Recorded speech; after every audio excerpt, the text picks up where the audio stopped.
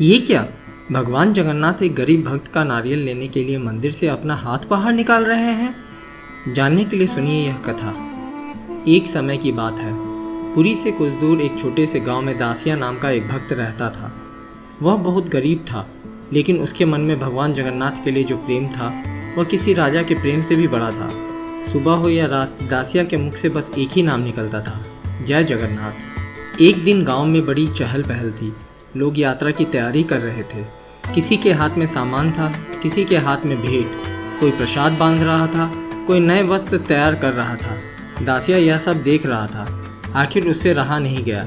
वह एक यात्री के पास गया और बोला, भैया इतनी तैयारी किस लिए हो रही है? यात्री हंसकर बोला, अरे दासिया, हम सब श्री जगन्नाथपुरी जा रहे हैं। पुरी का नाम सुनते ही दासिया की आंखें चमक उठी, लेकिन अगले ही क्षण उसका चेहरा उदास हो गया, क्योंकि वह जानता था उसके पास पुरी जाने के लिए धन नहीं था।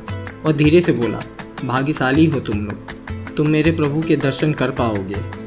उस रात दासिया को नींद नहीं आई। वह अपनी झोपड़ी के बाहर बैठा आकाश की ओर देखता रहा। उसकी आंखों में आंसू थे। वह बोला, प्रभु, मैं इतना भी भाग्यशाली नहीं कि एक बार आपके दर्शन कर सकूं। और उसी समय एक ऐसी घटना होने वाली थी जो स्वयं भगवान जगन्नाथ को भी व्याकुल कर देगी। अगली सुबह यात्री पुरी जाने के लिए निकल रहे थे। तभी दासिया दौड़ता हुआ आया। उसके हाथ में एक नारियल था, साधारण सा नारियल, लेकिन दासिया के लिए वही उसका सबसे बड़ा धन था। दासिया बोला, भैया मेरे पास प्रभु को देने के लिए बस यही है, कृपा करके इसे मेरे जगन्नाथ को अर्पित कर देना। यात्री ने नारियल हाथ में ले लिया, लेकिन फिर उसके मन में एक प्रश्न आया। वह बोला, दासिया, अगर भगवान पूछे कि यह नारियल किसने भेजा है तो क्या कहूँ? दासिया मुस्कुराया, फिर बोला, कह देना आपके एक दास ने भेजा है। यात्री पुरी के लिए निकल गया और कई दिनों बाद वह श्री जगन्नाथ मंदिर पहुंच गया। मंदिर में भक्तों की भीड़ थी।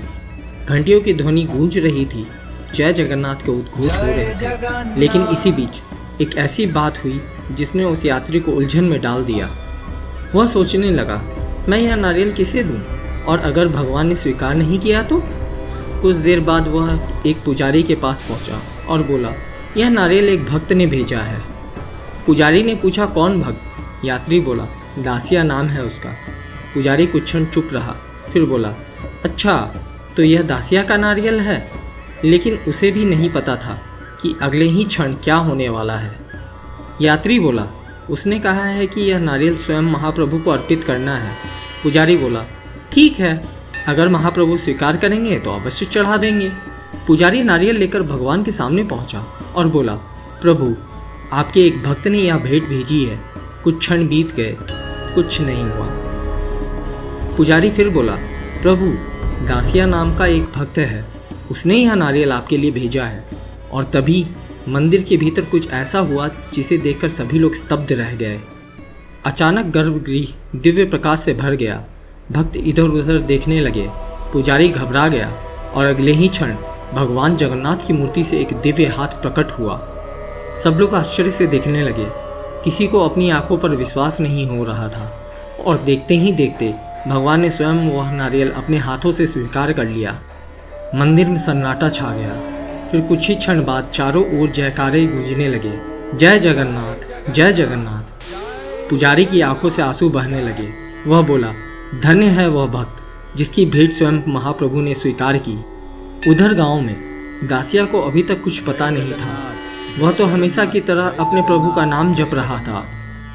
कुछ दिनों बाद पुरी से लौटे यात्रियों ने उसे पूरी घटना सुनाई। दासिया सुनता रहा और फिर उसकी आंखों से आंसू बहने लगे। वह बोला, प्रभु, मैं तो आपके दर्शन भी नहीं कर पाया, फिर भी आपने मेरी छोटी सी भेंट स्वीकार कर ली। कहा जाता है उस दिन भगवान जगन्नाथ ने संसार को एक संदेश दिया। भगवान को भेंट का मूल्य नहीं चाहिए, भगवान को भक्त का प्रेम चाहिए।